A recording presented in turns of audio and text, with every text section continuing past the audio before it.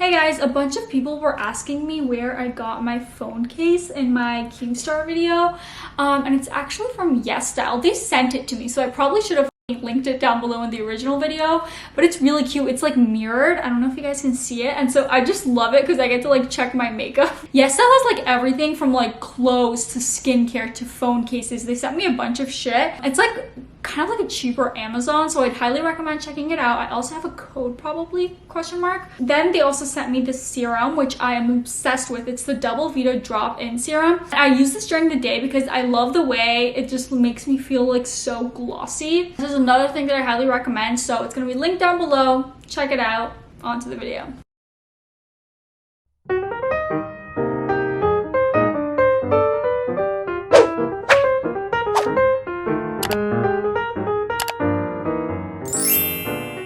Hey guys, welcome back to my channel. In today's video, we're going to be talking about Trisha Paytas' recent feud with Donna Klein, Ethan Klein's mom. But guys, before we get into it, I just wanted to talk about like the craziest thing that's ever happened to me in my entire life. Donna Klein likes this channel.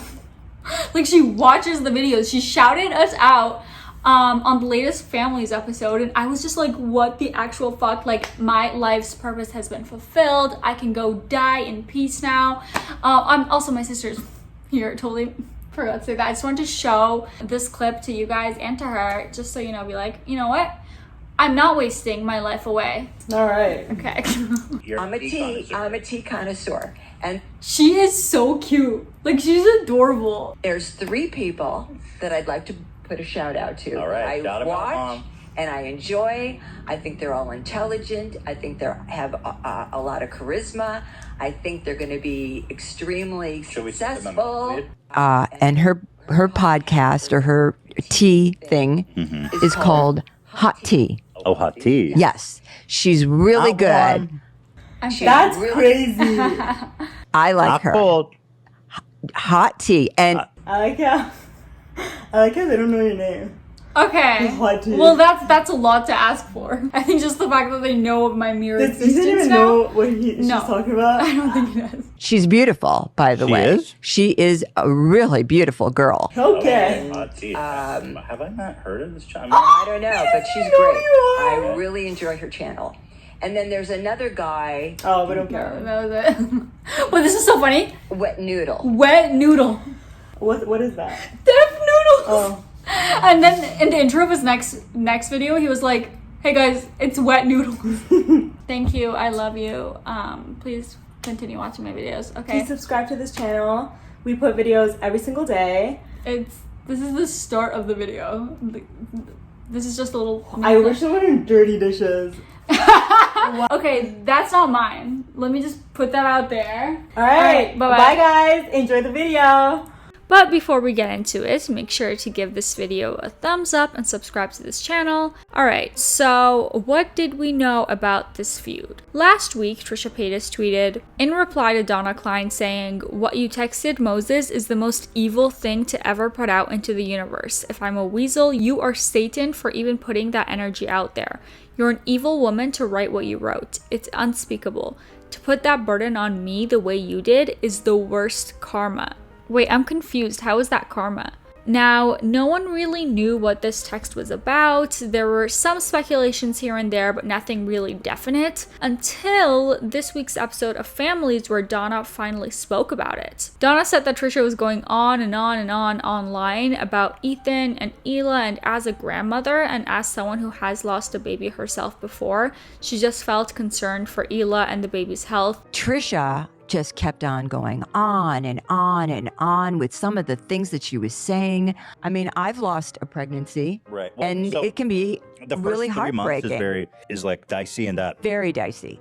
And so she texted Moses saying, "Moses, if your sister has a miscarriage because of this stress, I will hold you and Trisha responsible. Stop this nonsense. Enough." And that is what triggered Trisha to tweet out of nowhere, calling Donna evil and literal Satan. So it's just really a concerned grandmother, not this insanely evil text that she sent Moses. I'll be honest, I was a little horrified to know that you were texting It wasn't Moses. It was one time. But you know what? I also, on the other hand, I get it. You know, I get why you sent it. And even Ethan admitted that It may have been kind of a harsh text to send, but like literally everyone was thinking it. And this was something that low-key needed to be said, and Donna was the only one with the balls to send it. I'm surprised the message didn't catch on fire. It was so horrid. That's obviously a strongly worded message to send. It was, and that's how I felt. She shouldn't have sent the text, but like, Sorry. I was thinking the same thing, honestly. Yeah. All facts, no printer, right? Yeah.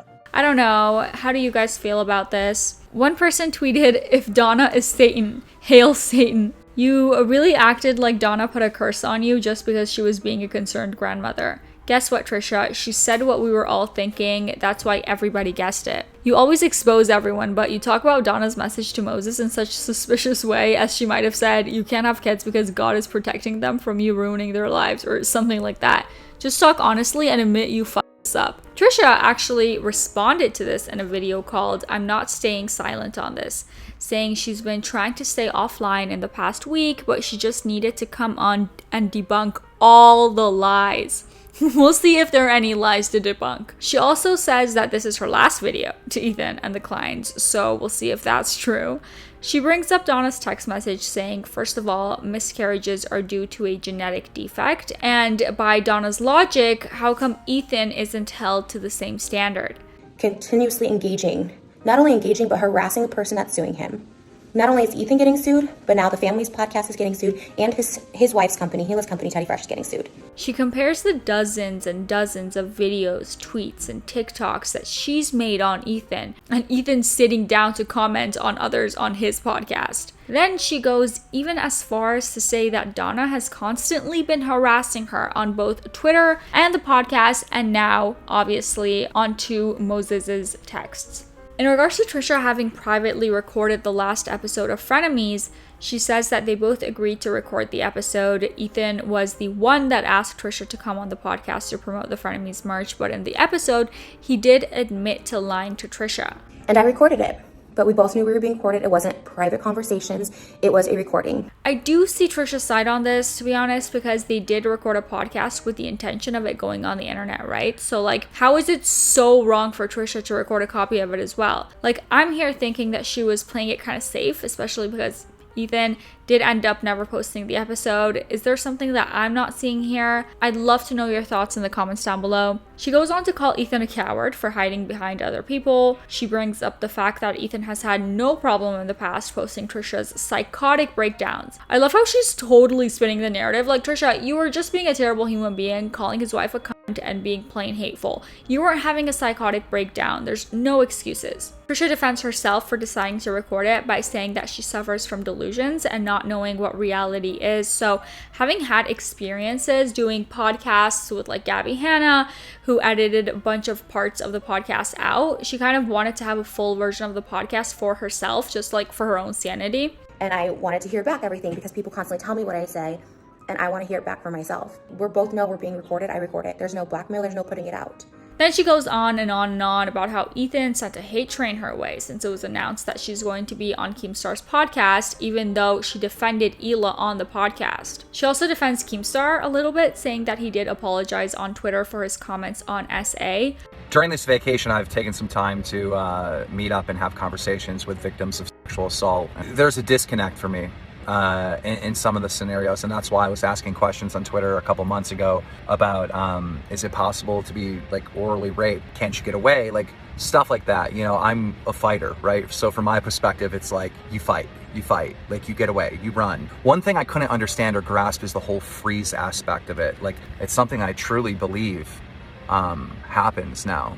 I feel very foolish. We are going to be talking about this video in a whole separate video, so stay tuned for that, but we're not going to talk about it too much here. But Trisha was one of the SA victims that actually spoke with Keemstar and had an effect on his change of mind. She goes on to say that the harassment is non-stop from the clients, including people in Moses's private life bringing up private information on the H3 subreddit, which is complete doxing. I believe she's talking about people talking about how Moses has been married twice before on the H3 subreddit. I don't think that's called doxing. She goes on to blame Donna some more, but now brings up the fact that she is perpetuating this false idea that it is the woman's fault if she has a miscarriage because she may have been stressed or something. You're perpetuating that this is a common reason for miscarriage, and other people who miscarry will have that on them, that, oh, maybe I was too stressed, maybe it was this, when there are multiple reasons that it could happen. I don't know, man. I just think that's pushing things too far, Trish. And she again says Ethan is punching down because he agreed with his own mother. And what they said is the most vile and disgusting thing that they can ever put on somebody. I'm genuinely curious how many times Trisha has said the sentence, this is the most vile and disgusting thing you can put on someone. Like, ugh, this is so common for her. Now, this video has an insane amount of dislikes. Like, the like to dislike ratio on this is bad. Like, I'm talking bad. One person said, me and Keemstar had nothing to do with him. Y'all talked about him the whole time. What? I can't. Hila is probably way more stressed about not knowing if she's going to see her brother anymore than the lawsuit. And lastly, one person said, you literally didn't defend any woman on Keemstar's podcast. You did not go on there to hold him accountable for anything that he's done in the past. You went on there to get a final dig at Ethan. You said it was to hold him accountable and all of this. Instead, you sat and laughed and joked about Ethan for pretty much the entire podcast. I hate to know what you said once the cameras weren't rolling anymore. And yeah, that was pretty much it for today's video. Please make sure to give this video a thumbs up if you enjoyed watching. I post new videos every single day. All right, bye-bye.